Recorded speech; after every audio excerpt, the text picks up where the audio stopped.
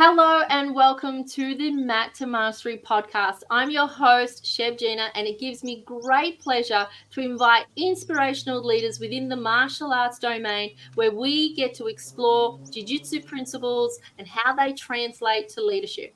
Throughout these interviews, our aim is to learn how martial arts mindset empowers individuals to conquer life's challenges, illustrating the power of Jiu Jitsu's philosophy in personal and professional mastery.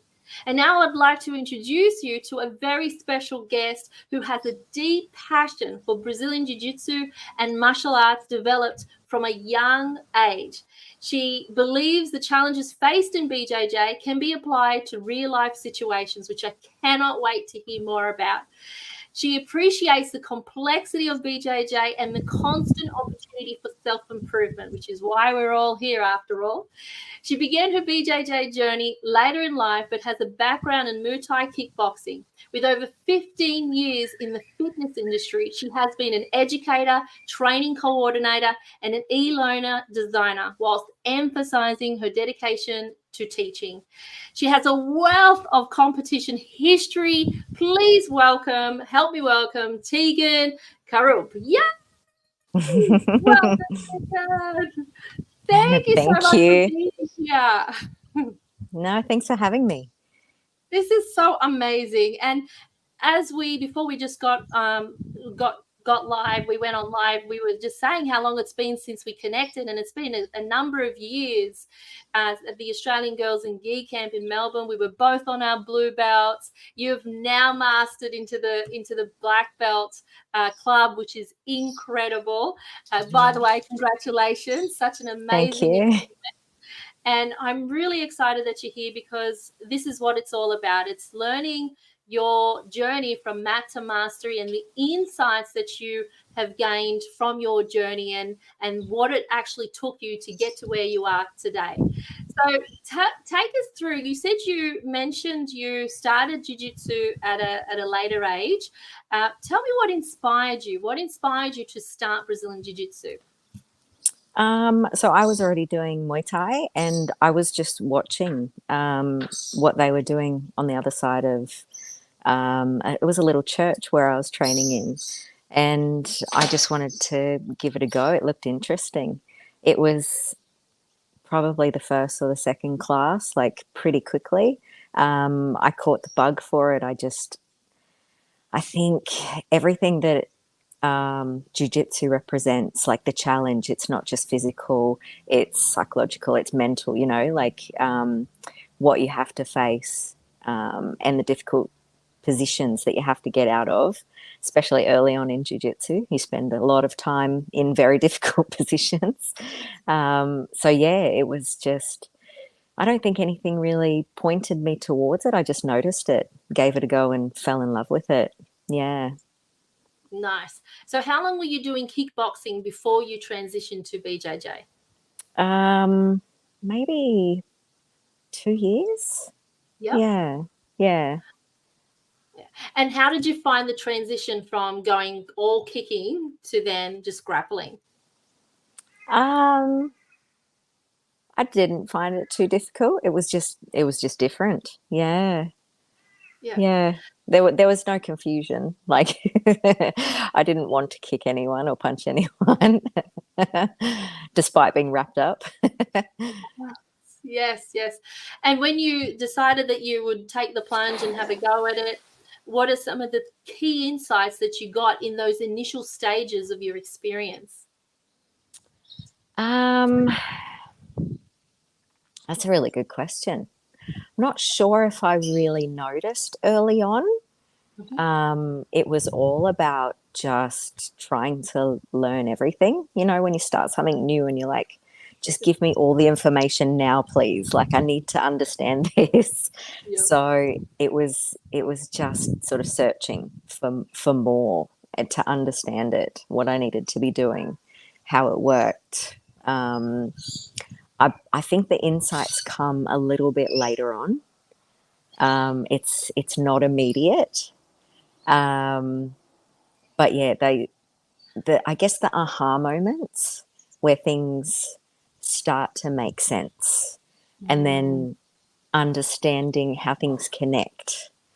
And that's, I think that's where the little insights come in. Okay, so when you're challenged with something, you have to draw on what you've learnt or something else you've experienced or a previous role, and then try and apply that. If that doesn't work, you have to try and come up with something else, you know, and all of this transfers into real life. I don't think that understanding of how that applies comes straight away.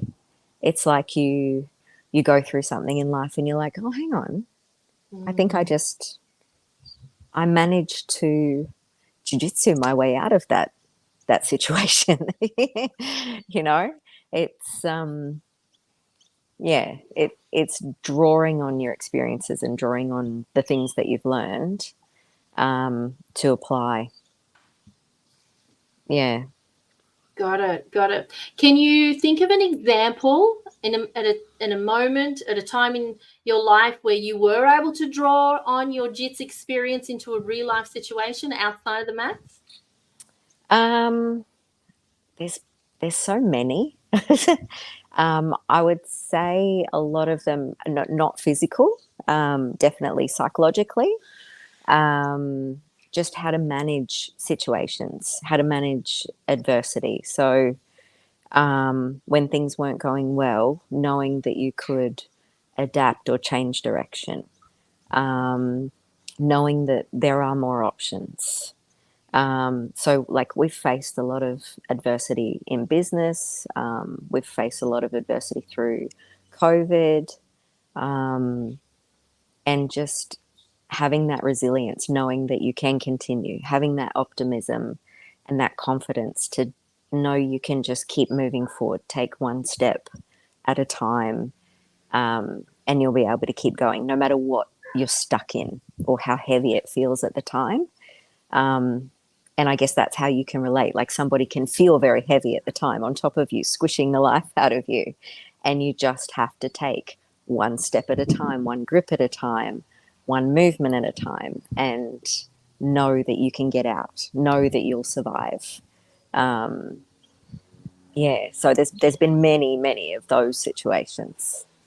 Yeah. Right. I love it. I love that. One grip at a time, one angle at a time, one movement at a Mm-hmm. time, right? Yeah. If there was, and you mentioned adversity, and I dare say there are so many people yet recovering from the adversity that we've faced as on a global scale. And if there was an advice that you could give to someone who was going through some challenging, difficult times, what type of advice would you give them, drawing on your experience from what you've gained on the mats? Just try and do your best every day. That will always look different. So it's the best with what you have at that time, in that moment, on that day. Sometimes we're not going to be feeling great. We're not going to have all the things that we need to progress, but we just need to use what we've got at that time and do our best with it. And that's, like, we can be proud of ourselves. As long as we've done our best, there's no regrets. So just being kind to yourself and knowing that is going to look different. Like, your best when you're absolutely on fire and you've got everything you need and you can, slay the day. That's going to feel different to another day when you don't have all those things. So just knowing it's going to look different, and yeah, do your best with what you got. I love it. And you're absolutely right. Not all the resources are going to be available for us at the time. We just make do with what we have in front of us at that time. Yeah. And sometimes, sometimes when those of us who are stuck in that adversity, we can be quite narrow-minded, because we don't get to often have that awareness outside of us to see other potential. I'm wondering, would you have any tips or strategies on how someone could tap in to that level of awareness so they can see the bigger, the brighter, the greater picture? Is there a way that you apply, like it might be, I don't know, a form of meditation or affirmation? Is there some tips or tricks that you can recommend for an individual who may be stuck, who may not be seeing all the other resources outside of them, that could, once tapped into, might be able to expand that level of awareness? Yeah, I mean, I know meditation is very good for you. I'm still practicing. I'm not very good at it. um, my mind goes a million miles an hour. So I'm still trying to master some basic meditation. I think just checking in with yourself, like, what are you doing and why are you doing it? Is it good for you? How does it make you feel? Just having those conversations with yourself. When you have a lot of negative thoughts, I mean, it takes practice, but it's asking yourself, like, where did they come from? What made me feel like that? What's the root of that thought? And sort of tracking back through that incessant chatter in your brain.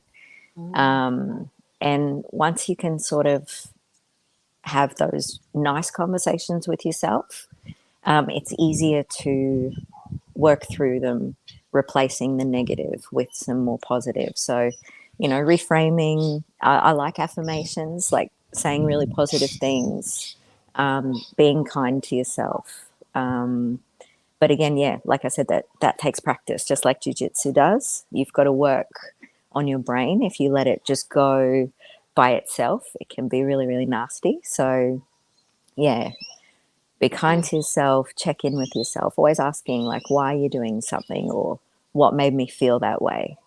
And then once you can get to those little things, the root of the thought, yeah, it's easier to replace it with something better.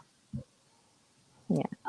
I love it. I love it, Tegan. Thank you. So be kind and check in with yourself. They are amazing, amazing tips. Now, I was going to ask, and you said reframing as well. So, and asking the questions of why, why is that making me feel this way? And yeah, you're absolutely 100% correct. I love those tips.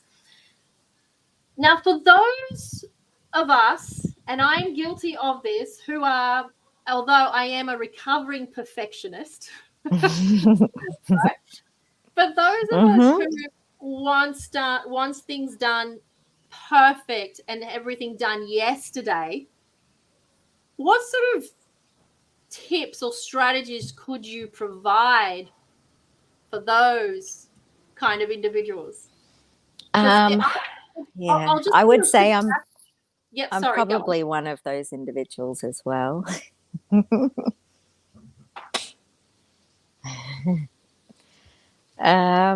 For me, it's just, I think, one thing at a time. It's, yeah, knowing that everything is, it needs to be built like one brick at a time. If you just try and build everything very quickly and try and do it now or yesterday, that foundation won't be very strong. And I mean, that might be, I can talk about that in hindsight because I've tried to do that many times. Yeah, just, I think it's just one thing at a time, and doing that one thing as well as you can, and then moving on to the next.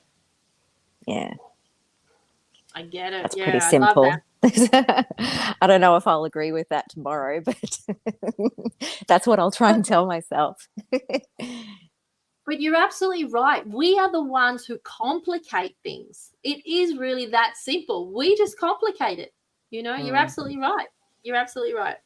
So you teach as well. So you have one purpose BJJ, my apologies, my one purpose BJJ, and you teach students. Do you run women's classes? We don't have women's classes. We have a women's only open mat once a month. Yeah. Beautiful, beautiful. And to your lady students, to your female students, what are some of the challenges that you are noticing with your students, if any?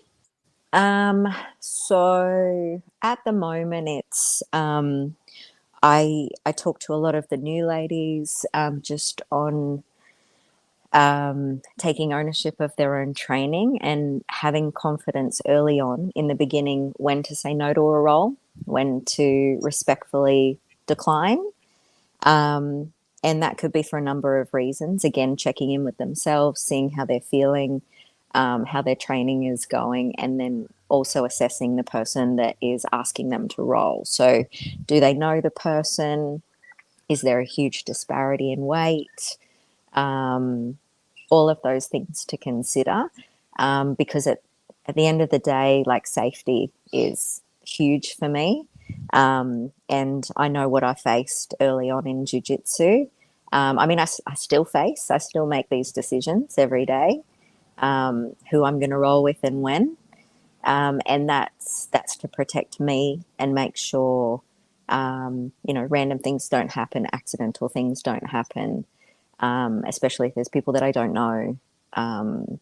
Yeah, so I think that's the biggest one, just knowing that they have the ability to say, "Oh no, thank you," but thanks for asking. I'm just going to rest this one.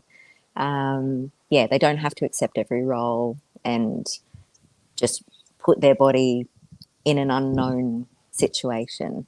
They can decide at any time. Yeah. Yeah, I love it. You touched on a very important point, confidence. And Mm-hmm. I know for one that since I've been back on the mats, which has been since December last year, that my level of confidence has just reached a whole new level. I was confident before that, but now it's just reached a whole new level. And it's that the self-empowerment that JITS gives us. It's a beautiful gift.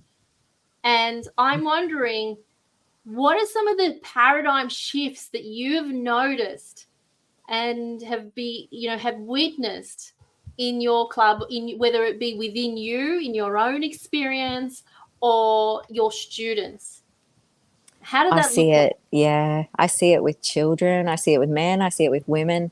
They'll come in walking or talking a particular way, and their entire demeanor changes. The way that they talk to you, they give you a little more eye contact. They walk a little bit taller. Yeah, so like you can notice a change in the way that they hold themselves.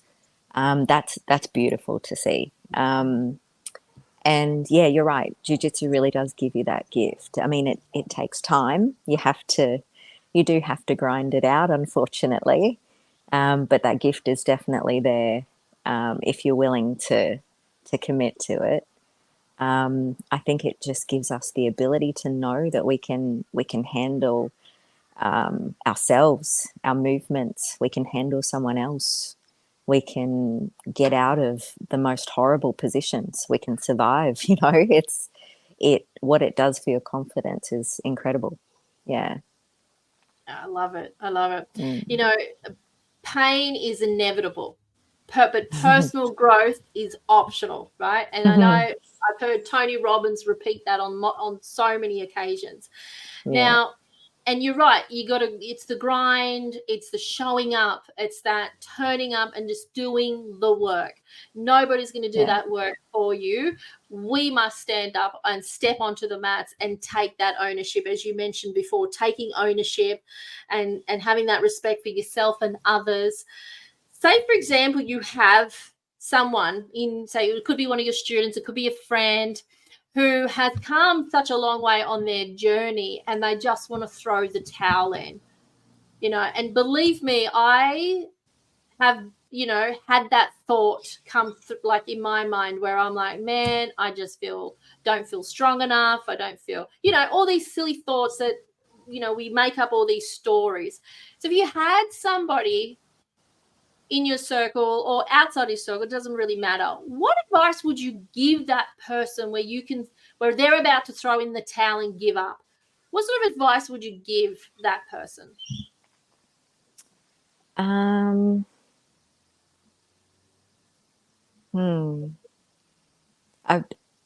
can answer this two ways, because I've felt like that myself, what I've had to tell myself, and then what I have told others as well. So I guess with others, I would just say, if you need a break, take it. Like, if you really feel you need some separation from it, or clear your head, or just try something else, take that moment.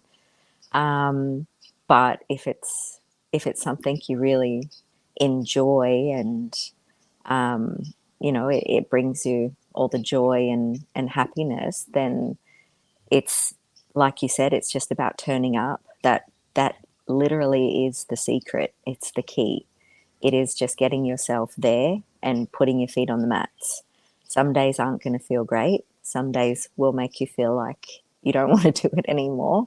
But try and remember the majority of the days, because they're the ones that, they take all of the other bad stuff away. They're the ones that give you that beautiful glow after jiu-jitsu. So I guess just remembering that. For myself, there have been times where I've needed a break, and so it was necessary. I think if I had have pushed through, maybe I wouldn't have felt the same joy if I had have pushed through. So, and I say the same for kids as well. Like, I've got a teenager, and he wants to have a break sometimes. So, he has a break sometimes, but then he comes back and he falls in love with it again. So, yeah, I think if you need a break, take it, but remember what brings you the joy. And then if that's the case, like if it ticks all the boxes, then you just have to keep showing up. And then that's the secret to progression. And I think if we feel that progression, that's when we feel like we're on the right track and we're good to continue. I think if those feelings of progression are too far apart, that's when we sort of get to those want to throw in the towel moments. So, yeah, just, I think making more manageable, enjoyable goals so that you can feel that progression more often, that will make it a little bit more joyful and less likely to want to throw in the towel. Yeah. I love that. Make it manageable and enjoyable. Make those, and I suppose realistic as well, right? And make it realistic. Yeah, absolutely. Yeah, I mean, if you've got really high expectations on yourself, it will be really difficult to keep meeting them, and then you'll never think that you're progressing. So you're always trying to reach for something that's like so far away. Making really small, manageable goals that you can tick off daily, weekly, monthly. There's so much joy in that. Like, how great am I? I'm ticking off all these boxes. I'm achieving all these things that I set out for myself. It's almost like tricking yourself.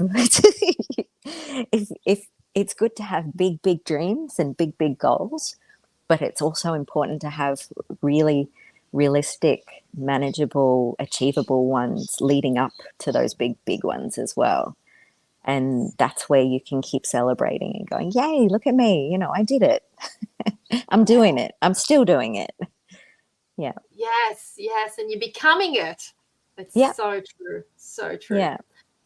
Can you recall a moment on the mats where you felt the most joy? Oh, all the time. Yeah. I love training with all of the dudes, the guys, but I have greatest joy if there's like 6, 8, 10 women on the mats. Like, my heart just explodes.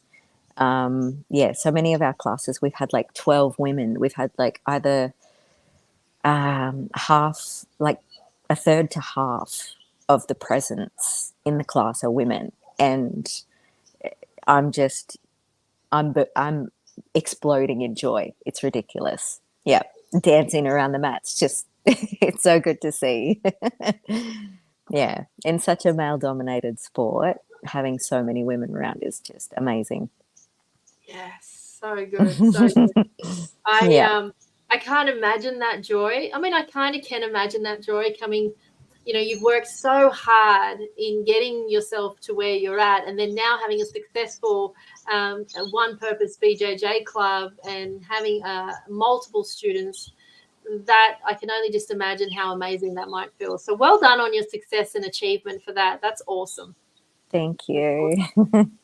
Where do you hope to go from here? Do you have any goals, any ambitions? I mean, once now that you've reached that mat to mastery level, you've obtained your black belt, where to from here? Do you have manageable and enjoyable goals for yourself from here on?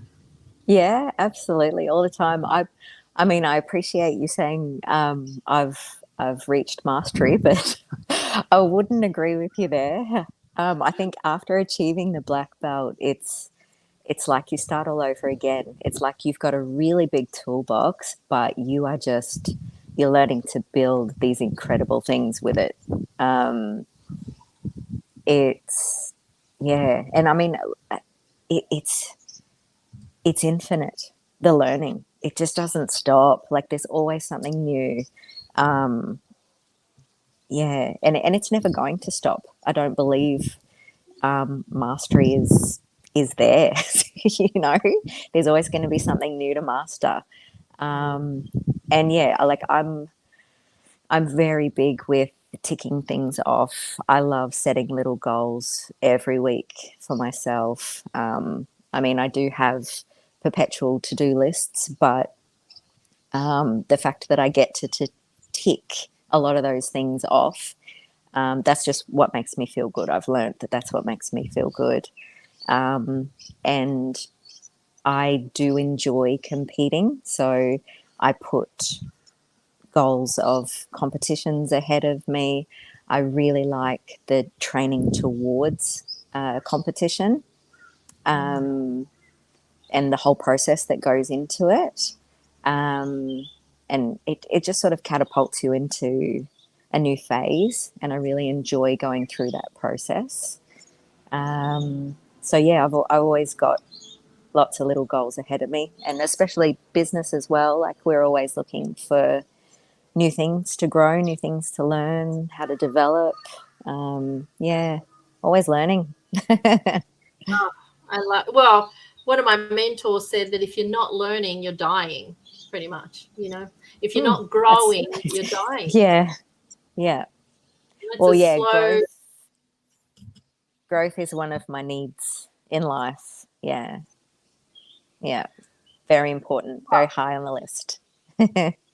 Well, and I can stand corrected here, but from recall memory, growth and contribution are the top. Tony Robbins' 6 human needs. So they're the top two. Oh, I okay. So they're the top two, like the highest. Growth and contribution is the highest you can go, right? So, well, according to the 6 human needs by Tony Robbins. So yeah, Yeah, I yeah. get it, and that's awesome. So yeah, you've reached mastery, and now you're just honing your mastery skills. I thought with your needs, like you assess them and see what are the most important to you. Because I think that what are the other ones? There's like certainty and unconditional love and all of that sort of stuff. Yeah, A few other all of that. things. Yeah, yeah, Safety and um, the need to belong. yeah, yeah. So I think it's just which ones of those needs make you feel the best, and then prioritize them. I Yeah. love it. I love it. Now, competition. Yeah, you have had an enormous accomplishment on, and I will list them in the comments under this profile. But talk us through your martial arts mindset when you have made the decision to go, yep, that's the comp I want to compete in. So what shifts, and could you describe what that shift looks like when that you experience the moment you make the decision? I'm not sure. I'm not sure if a shift happens immediately. I sort of just get into planning mode. Depends on what the competition is. Like I would say early on, it was just, where's a comp? Let me do it. I just loved competing. And I think I'd been training 3 months before I did my very first competition. Oh, and the cool thing is, who I competed against in my very first competition, I still train with today, which is very cool. Yeah, I'm not so sure a shift happens, but I go into a planning mode. So I sort of map out my week. What does my training look like? When am I doing like really hard competition rounds? So not giving any space, working for points or subs. Or specific things like that. And then what days am I drilling? What days am I doing strength? What days am I doing like high intense cardio, and sort of mapping that out just so that I can feel the best that I possibly can leading into competition. And that sort of builds peaks, and then I taper off like right before competition. So to allow that recovery phase to happen right before I compete. But yeah, I would say the shift sort of starts happening later, like very close to competition. So when the nerves start building. So the nerves aren't really there all the way through. They start coming when it's really close. So like a week out, a few days out. And yeah, that's where you've got to do a lot of the head work, the mindset. Because the doubts come, like the questions of yourself. Have I done enough? Am I ready? And then that's where you've got to replace those with all the good stuff. Like, yep, I've trained really well. I've given my all. I've done all that I can. I'm going in to test myself. I'm just going to do my best. I want this. Like a lot of the times the affirmations or the mantras that I use, like if I'm doing hill sprints, I'm telling myself, you want this more, like to get myself up the hill. So yeah, little things like that. But yeah, it definitely starts coming. I say the shift is closer to competition day as opposed to straight away when I decide to do it. Yeah. During like what is it about the competition phase that inspires you or that helps you grow? Like what part of the competition, or what is it about? It could be the day of the competition, or it could be after the competition. Like what are some of the insights or lessons that you get?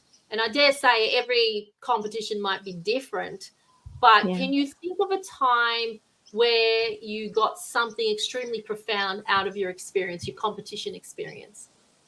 I think you're always learning about yourself. I mean, you go in to compete against somebody else, but your biggest battle is against yourself. It's dealing with all the thoughts that come into your mind, whether you're good enough, and whether you've done enough, all of that sort of stuff. And you're battling yourself. You're fighting yourself before you even go to battle with anyone else. And you learn so much about your capabilities, your ability to push through that, your ability to just like go to combat. Some days when you don't even want to fight. Like I've had to compete when I don't want to fight. Like it could be the most horrible time of month for me. And the last thing that you want to have is somebody try and squish you or touch you. And I've had to fight in competitions like that. So just learning so much about yourself, your ability to overcome some really tough situations and just push through and come out the other end and only be stronger for it, you know. It's usually all to do with yourself. I mean, you definitely get to test your jiu-jitsu and see what it looks like and see what's working and see if what you've been playing with works. But yeah, a lot of it is yourself, just growing and learning more about yourself. Yeah. 100% agree. When my family tell me, ask me, what do you see in jiu-jitsu? What are you doing? Especially my dad. What are you doing? You're rolling with the boys. Not good, this one. Not good. I'm like, Dad, you don't get it. It's just I'm fighting against myself, really. Like I'm testing my mental ability, my mental strength. And it's like, because I know if I go through that and if I overcome that, then I can get through anything, you know? And that's what I try to tell them. It's like it's the self-empowerment that I get out of it.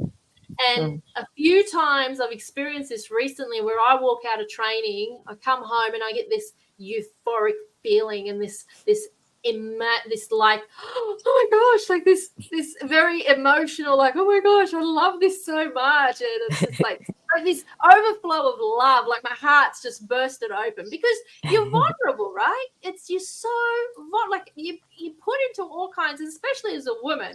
You know, I don't care what anybody says. For a woman, it's vulnerable. It's a vulnerable position to be in, especially when you're up against males who can often be overpowering, and there's all this stuff that go on. But yeah, I get it. It's a mental battle with the self.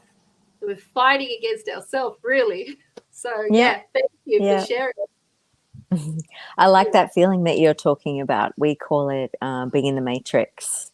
It happens rarely, every so often, you know, and you're just like, oh, I was in the matrix tonight. Yeah. 100%. I like that. Thank you. Yes, you get it, of course. It's just magic. It's a magical feeling. You literally feel unstoppable, right? And I'm just so glad that we have this opportunity, and I just want to share it with everyone. Some of my girlfriends who don't do it are like, what are you on about? What? And you sweat and hot? No, forget it. I'm like, but you got it. You don't get it. You got it. So I don't even talk about it with my friends who don't do it anymore. So oh no, keep trying. Some people take years, but they'll come around hopefully. My goodness. So coming back to combat, and that's combat with the self, can you think of a time when you overcame the self? Because there's a point in time, and I don't know how to describe it, and I wonder if you've experienced it. There's a time when something takes over the body. Like I've been in a position where something takes over my body and I'm just like, boop, boop, like pew, like just going, I'm not even thinking. And what I got out of that was just the letting go and overcoming the self, because sometimes we get too analytical. I don't know if you know what I mean about that, the overthinkers, and we just get so caught up and it just doesn't plan out. But there's a few moments in my experience only recently where just things have happened and rolled in a way I'm like, who the hell was that? I'm wondering, have you experienced anything similar?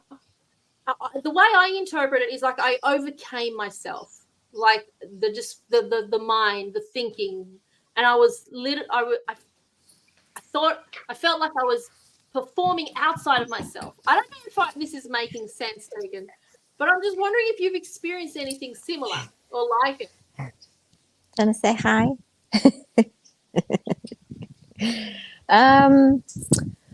Yeah, I don't know. I would say maybe I'm just a weirdo. Yeah, probably not exactly like that.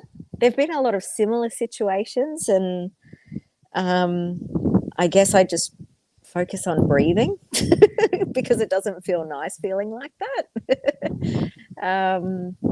Yeah, and just trying to ground myself again. I mean, I think, yeah, that's what I do if it gets a little bit busy in my head like that. Yeah. Yeah. Yeah. So was this like well, while you were rolling? yeah, while I was rolling. But I Yeah. I perform, my performance was amazing. Like I looked at myself as I reflected and thought, where the hell did that come from, Sheb? That's pretty good. Like I was pretty impressed with myself.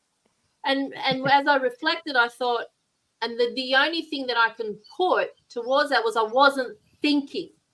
I just let it happen.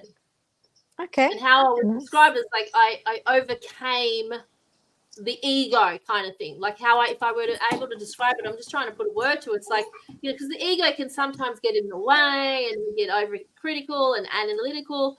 And I just went, you know what? Let it go. And I just surrendered to the experience. And Nice. that's when magic happened. So Yeah. what I was wondering is was there a point in time, can you recall a time where you felt that, like, you know, that kick-ass Tegan, and I'm sure you're a kick-ass, you know, all the time, but that just that one particular time was I really just tell myself to get it done. Like if I think too much about it, I'm missing timing, I'm missing moments, I'm missing grips. So yeah, it's just believing in your ability and just doing it. Don't doubt, just get it done. Yeah.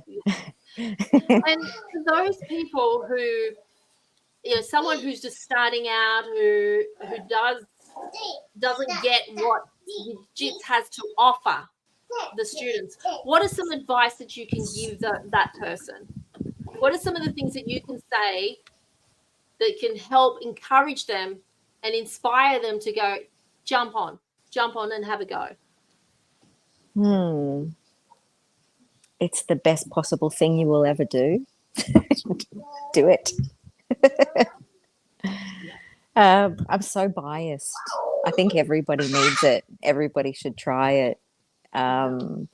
It will only enrich your life for the better. Yeah. So Yeah. and what are some of the takeaways that you've gained from the mat outside of the mat? What are principles? What are some key things that you've used in jiu-jitsu and have taken that out to the outside of the mat? Probably more calm in situations. Yeah. Just being able to slow down, process, and work through things with calm rather than, yeah, overreacting, getting too emotional, and, yeah, letting it sort of blow out of proportion. Yeah, it brings a lot of calm to the life. Like very intense while you're doing jiu-jitsu, but it teaches you calm as well. Yes, I agree. Yeah. That was one of the my reasons why my professor took it up. He said, I do it to keep myself calm. You know, I do it for calmness. So that's awesome. Can you give us an example of a moment in time outside of the mat? Oh, all the time. Dealing with a 2-year-old, dealing with a 14-year-old, having business talks with my husband. Is, you know, we've got to maintain a sense of calm to work through all of these conversations. Yeah. So good. Tegan, do you I have him around me at the moment. Yeah, no, it sounds beautiful. I can hear him. He sounds amazingly gorgeous. Now, before I let you go, do you have any words of wisdom, any other words of wisdom you wish to share with the world? Oh, I don't know, not really. Try jiu-jitsu if you haven't. And if you're doing jiu-jitsu, keep doing it. That's so amazing. So amazing. Pretty simple. Tegan, And it's exactly right. I love it. Thank you so much for sharing your journey, your insights, your experience, and your knowledge. I want to just thank you so much for your time. You've given me so many things here that I can work on. You know, I like how you said one brick at a time, you know, taking one grip at a time, one brick at a time. We could create a poem out of that. Yeah, nice. Right? Enjoy the moment, make it manageable, set realistic goals and make them enjoyable, which was amazing. And you just and calm was a big one, you know, doing what you do to bring more calm in your life. That is so amazingly and profound. So thank you, thank you, thank you once again. Us. Oh, no problem. Thanks for having me. I really appreciate it. My absolute pleasure. And thank you for watching the Mat or listening or watching Mat to Mastery. Now, if you want to reach out to Tegan, One Purpose BJJ is where it's at. I'll put the link to Tegan's club and everything else related to Tegan. If you have any comments or anything you wish to add, any insights, please feel free to put them in the chats. But otherwise, stay curious, stay empowered, and keep kicking goals. That's over and out from Sheb, Mat to Mastery. Thanks, Sheb. I'm just going to